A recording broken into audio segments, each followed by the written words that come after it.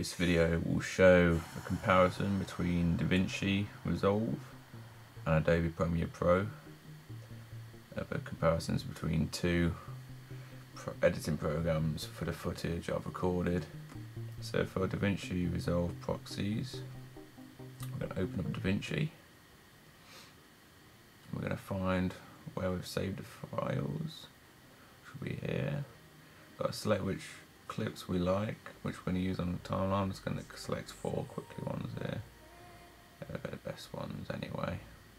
Got to make a new timeline.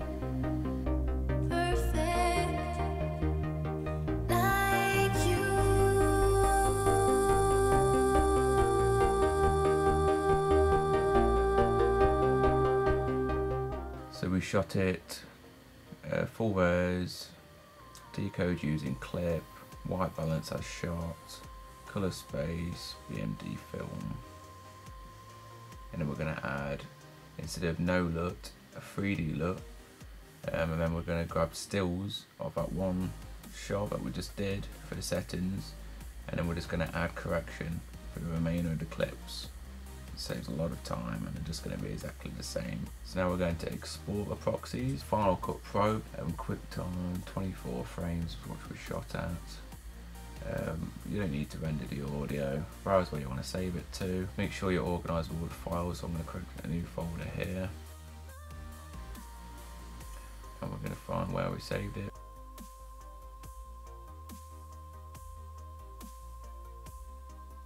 Proxies. And export and render that out. Now we're going to come into Premiere. We're going to again organise the files, so we've got the footage there, and then import our proxies that we just corrected quickly in Premiere.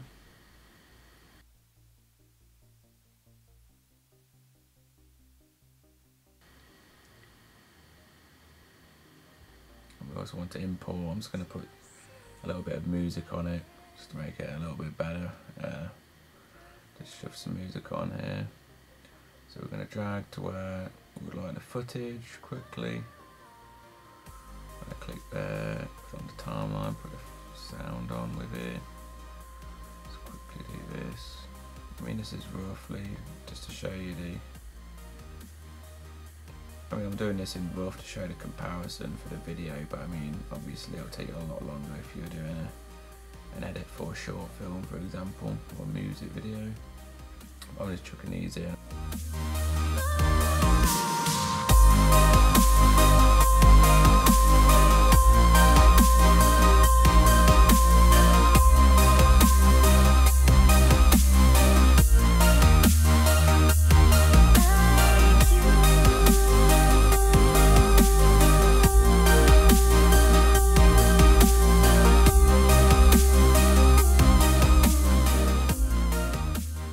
Now we need to go into File, Export, and then Final Cut Pro XML, and then save that into the destination. What this enables us is the whole project file that we've just edited will bring back into Davinci, and we can just exchange the clips to the full res. So we need to go into Edit, File, Import, XML, find where we saved it, Documents, yes. Data, and there it is. Open that up, make sure it's the same settings. It's very important not to have the second box tick there which says automatically import source clips, because this does mess up the edit. You don't want that, so you have to tick that off. We don't need to use size information either. I'll click on that's fine. We'll close that. So we've got the full res footage here. We're going to put 3D LUT, which boosts up levels and again saves us time. So we need to go to Premiere on down here on the colour wheel. We're just going to boost it up, so we're going to lift the whole colour data up and then bring down the gain. And we can use a little highlighter tool here which creates a mask which can turn on and off to highlight, and basically that pinpoints a selected colour in the footage. So for example, I do here for the colour of the skin, to get the right skin tone, which for me is between 6 and 7 for the colour of the actor's skin, and that's what we'll want. So we highlight that, and when you highlight it, it completely gets rid of the other colour data behind it, so it's just highlighting the colour of the skin. And then we can can change this to our liking and make sure it matches. With this particular shot, as you see with the actor's face, it's going to be brighter because there's separate spotlights above her in the mirror. So we want to correct from our back skin tone. So we want to correct from our back skin tone, which will be the same throughout the whole shot. This is very important when the edit flows. So we're going to put it on her face as well. We want that to hit the skin tone, but it doesn't matter if it's slightly off, because I say it will be hotter on her skin. But this is very important to get all the skin tone accurate. Do it here.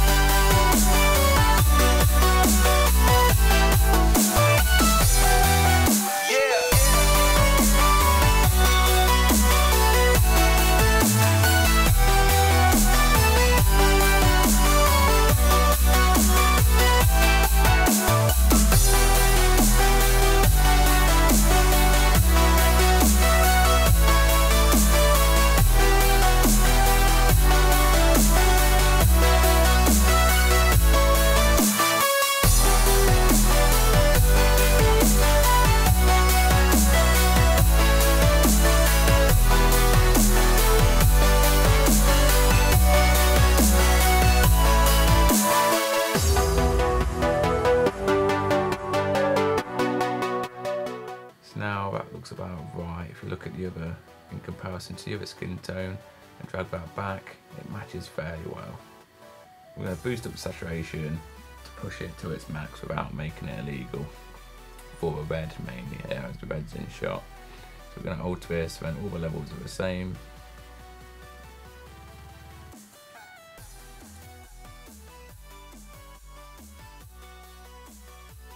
Very saturated now. Bring that down a bit. It's a bit too much. We don't want the data to be lost at the bottom here, which the blues are. I mean, there's not a lot of blue in the shot, but they are hitting the bottom, as you can see there.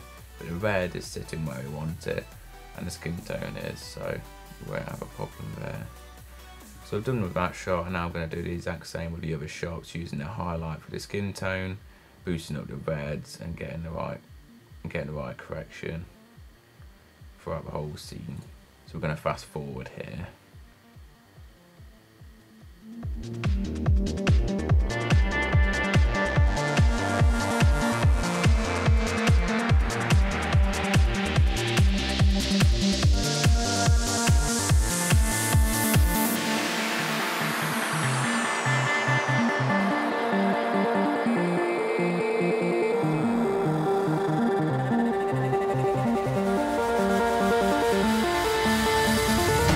It's never too late to admit when you're wrong. Turn a new leaf, see a new dawn. The time to decide has come and gone. Just give me a chance, we can carry on. I've made my choice, these drums of your voice, they run through my head as I remember the day. Stay in this moment.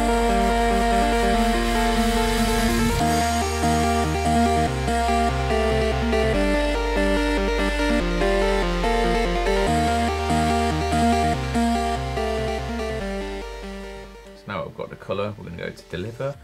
We're just going to export it out. Let's go into a single clip.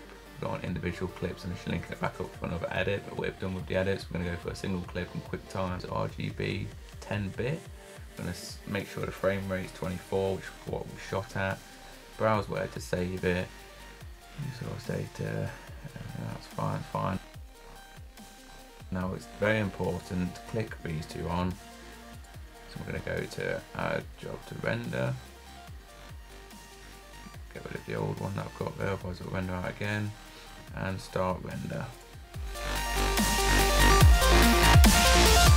I look at stars fill the frame. They say we're lost without aim. Today the stars will read red. Soon blue will guide us instead.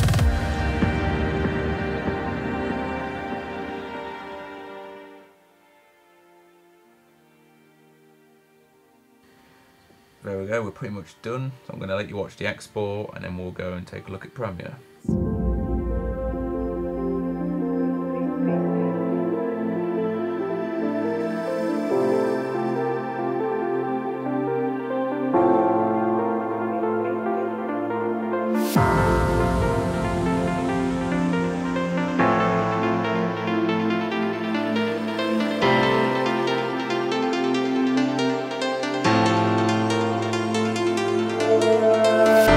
smoke too much. So that was Davinci's export, now on to Premiere. So we're doing the same situation as before with the proxies, but instead we're not putting the 3D LUT on.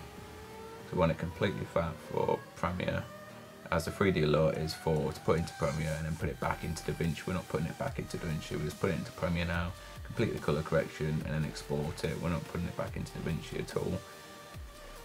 So it's exactly the same settings as before. Final Pro for the round trip, 24 frames. Save where I want it and export that out. Make sure you've made the folder. And there we go. So now in Premiere, I've just quickly done the same edit as before. So then it completely matches. We're going to drag some effects in here.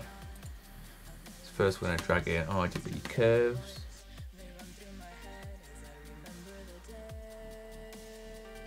We're put in brightness and contrast, fast colour correction. These are just the basics really until you start messing around with the settings. It's going to boost up here, very similar to the levels before. You can boost up the whites, the blacks and the greys to your liking. We're just going to have a little play around here, but we'll have to come back to it anyway to alter it. I'm going to boost up the saturation, which you can do here.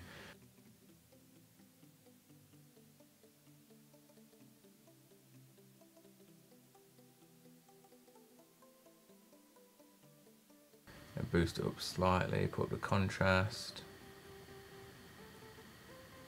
And the RGB curves, you need to move around for your liking. The curves basically blends in the whole of the clip. You can't pinpoint the object compared to the background. That's more for the levels. So we're going to try our best without crushing too much out. And here you'll spot, it's unlike Davinci. Davinci you can alter anything throughout the whole clip because it's all stored in different data. Whereas this, I feel that it's pushing it all into one. So when I alter the curves, it does bring down the background. We can do some things here with the levels and move in. So I'm going to add a 3-way colour corrector, which is what I've just done.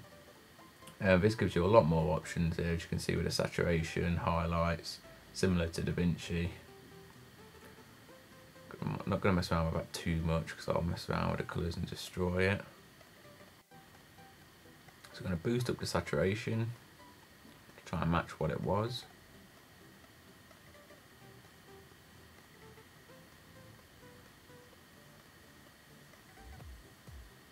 It's very important, same again to use the video scopes, as it wouldn't be correct and not professional. You can't judge it from your eyesight. You can have a little play around, but you're never going to get a good colour correction. So just get the video scopes on. As you can see, it's completely different here. It's not as user friendly to me to spot the difference between them all, but you still get a very clear view of it. If not, it's not the same. So now we're going to go back into the settings here and alter them to what they should be. So I'll move around with the saturation here on 3-way colour corrector, go back to the curves and bring that up and down to boost the levels. We don't want to crush anything out again. Let's move the levels backwards and forwards. But unlike Davinci, the only problem I had here, the main problem I found, was that it hasn't got the highlighter. So you cannot really work out the skin tone, unfortunately. You've got to judge that unaccurately yourself and just try and guess where the skin tone sits in the scope.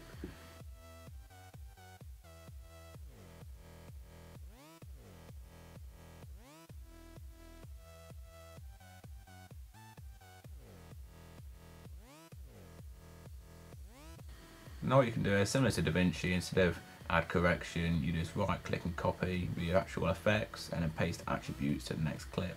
However, if you do it without deleting the previous effects, you double all the effects altogether. So you need to delete the old effects and then copy and paste it here, which is what I did. And then we've got our Premiere Pro correction. So let's see what that looks like on the export. I'll play the export for Premiere and then I'll play them side by side for the comparison.